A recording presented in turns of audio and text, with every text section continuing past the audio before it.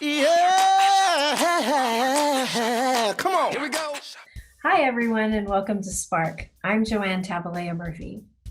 Our guest today is someone who you'll get to know is just inspiring and so full of life. Her name is Christine Gutierrez, known as the Latina licensed psychotherapist. And she's a life coach and an author, and you'll see one of the most caring persons that you'll ever meet. Hi, Christina. How are you? Hi, I'm so grateful to be here. Will you tell our audience a little bit about you?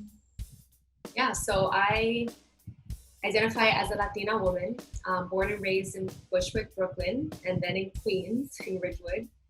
And I went on a path to what I call the healer's path. And from a very young age, I remember always being very sensitive and always having this deep connection to human suffering and wanting to alleviate human suffering.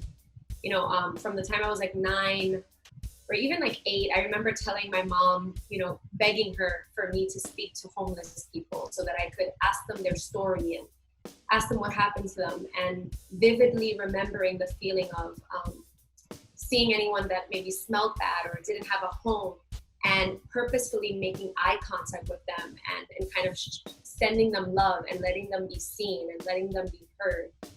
And so that kind of inner desire to help and to make people feel seen, loved, nurtured, not ignored, was planted in me from a young age. And that kind of energy and that kind of motivation never left. And so I often start my story by saying that, and that led me on a path to becoming a licensed therapist, to becoming a healer, to working in this field that I work in by holding space for people suffering and empowering them to really live the life that they are meant to live.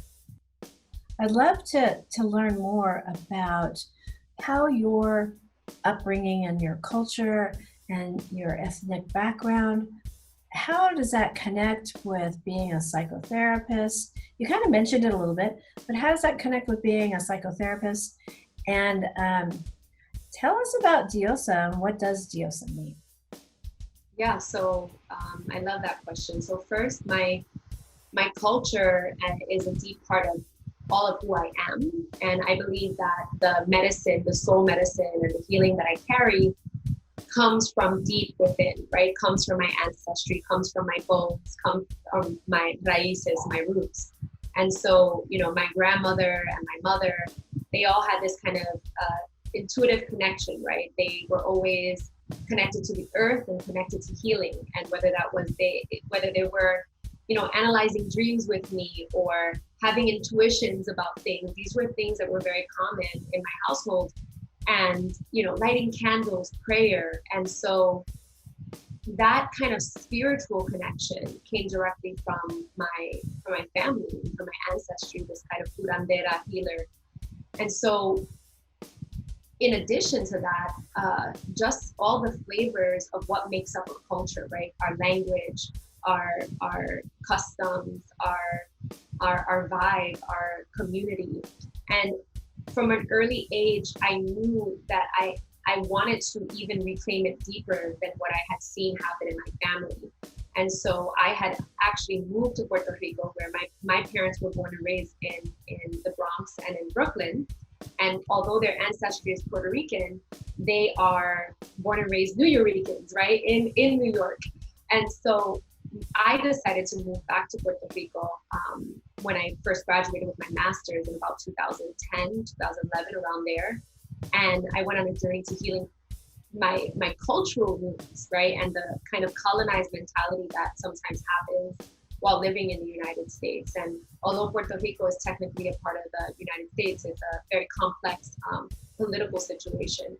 And so really that reclaiming of what I call my cultural confidence became pivotal for me in terms of my identity. And so I always share that because I think that we're in a very underrepresented field, both as a author, as a therapist, and also because I want other people to be able to find me and to know, okay, she's a Latina woman. I identify with her, and I want to be able to maybe hire her because there's some resonance in terms of our cultural histories. And so for me, it's really important that not only that I share that, but that I say to people that although my work is for everyone, that I really specialize in working with Latinx, Black, Indigenous people of color. And so my my culture means so much to me. It's deeply connected to my work as a therapist, and I don't see the difference, right? Because I allow who I am to impact and kind of weave into the work that I do. I consider myself a spiritual therapist, combining modern therapy with ancient wisdom. And so, although I'm clinically trained as a therapist and I specialize in trauma, really one of the things that makes my work different is that I believe that in order to heal at a deep level, we need to incorporate some kind of spiritual practice, even if it's a non-dogmatic spiritual practice. And so, although I was raised Catholic, and I kept some of those connections to JC, right, Jesus Christ, and angels, and a lot of things that I learned, I also expanded and learned different spiritual teachings that also became part of what I now offer to people.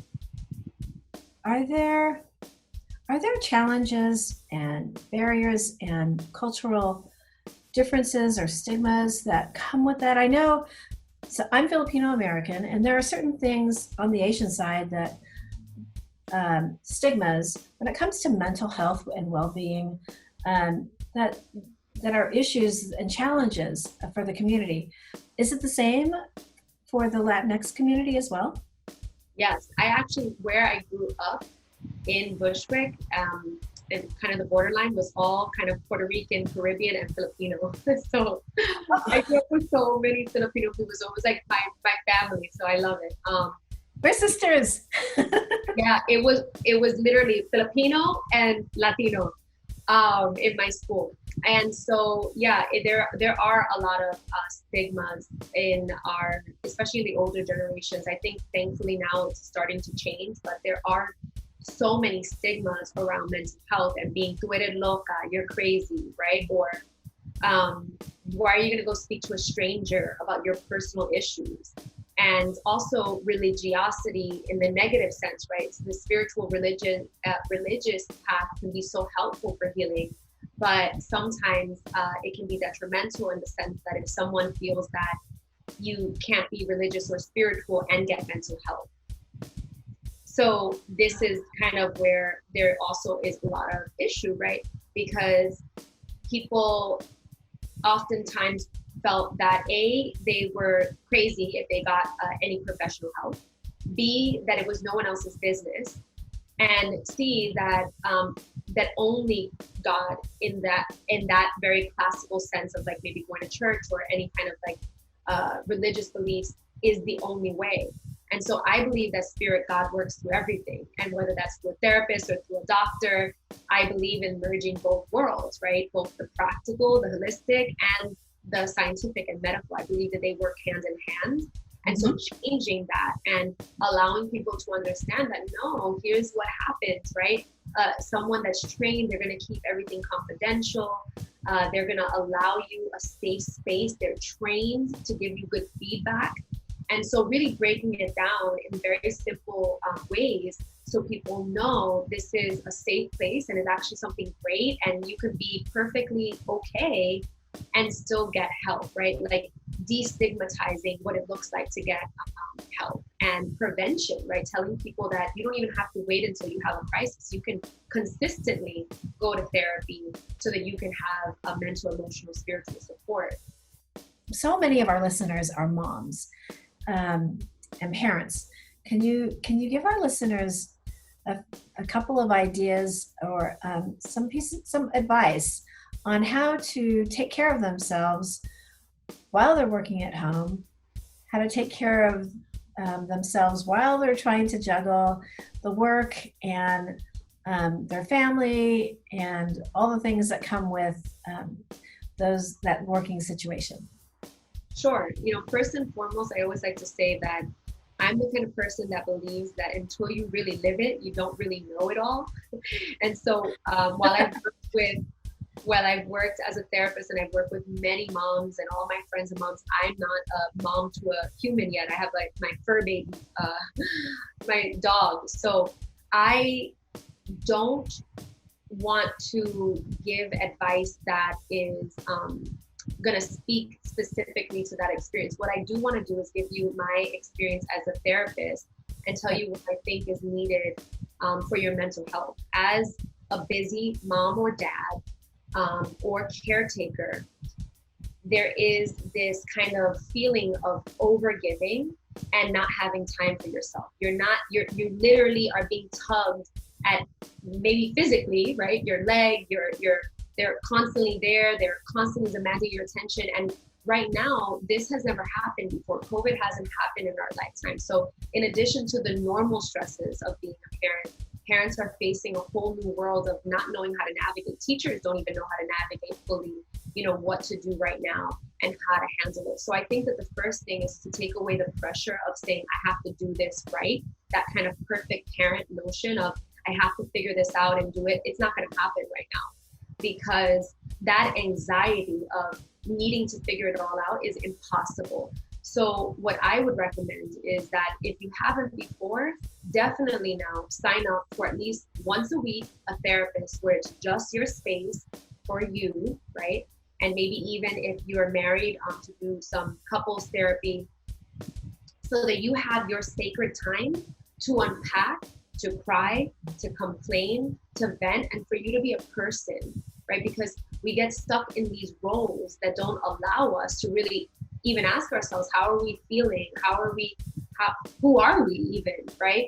So my best advice would be to get that support and definitely look for other moms that you can complain, laugh, plan, craft with, because that group and peer support with other people who actually understand your experience and are going through it is going to really help you to get by. And this is the same in anything. If you're a caretaker of someone who's ill, either mentally or physically, one of the most important things to do is get that peer support, because you as a caretaker need the help and need to nurture yourself in order to be strong to give. We can't give from an empty cup. So although you might feel guilty at times to do that, definitely take the time to even if it's an hour a week, to fill yourself up. It might not be practical to take care and do all these self-care things every day, but you can take an hour a week to really nurture yourself, because otherwise you're going to burn yourself out. You're not going to be present. You're going to be more reactive, and it's going to hurt everyone. So although it feels tough, in the moment, it will give you much more sustainable results in the long run. You are a shining light to all of us. Thank you. Thanks to our audience for listening to Christine. She had some really great advice to offer. Don't forget to follow me at Joanne the Lola on Twitter and Facebook and Instagram and LinkedIn for the latest Spark updates. Christine, thank you for sharing your spark with us. We appreciate you. So much.